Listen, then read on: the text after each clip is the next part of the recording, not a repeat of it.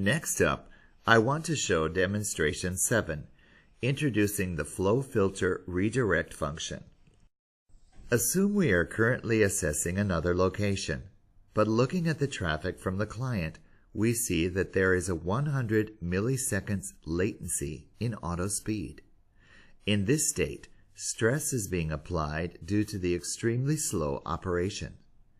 In order to avoid this, we can redirect the traffic to other faster lines using the redirect function to reduce the delay. This introduces the concept of the redirect function, but which packets do we redirect? We can filter packets using any combination of information up to L4.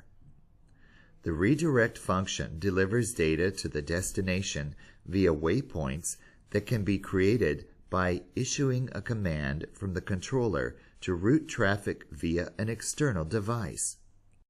Issuing a command to route the traffic via an external device on the logical structure also routes the traffic physically via the external device to the destination. In this demonstration, the network is connected by two lines, the intranet between data centers and the external line. First, we utilize the L2 tunnel using the company intranet, but there is a large 100 millisecond delay reply. Then we will issue the command to access another location using a separate line. Using the redirect function effectively bends the tunnel itself. Packets from the client that previously flowed via the company intranet to access another location instead flow using an external line or faster line to access that location. I would now like to show a demonstration. We issue the redirect command from the controller. This time, since we have two controllers operating, we perform the instructions for each controller. Okay, the command has finished.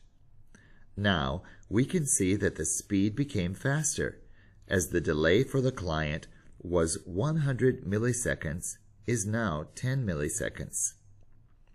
Checking the flow path using the GUI tool, packets flow to the other location from the VPN router via the bottom line. Also, at the destination, packets enter from the bottom line and then enter the VPN router.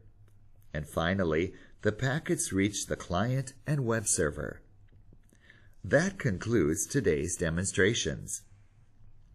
In summary, implementing centralized management of the network by just creating virtual tenant networks on a controller enables the networks to operate without requiring the configuration of switches.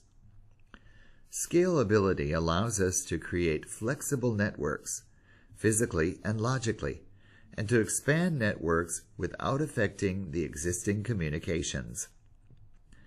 Flow control allows us to freely modify the traffic flow, without modifying the configuration of each switch, just by issuing commands from the controller to reroute traffic via certain switches. And it features superior fault tolerance, which we saw when traffic was restored after a cable was removed from between switches. And lastly, working in conjunction with virtual server technology, we can move virtual machines using the vMotion function, rewriting the flow tables in response to resume communications. That concludes this presentation. Thank you very much.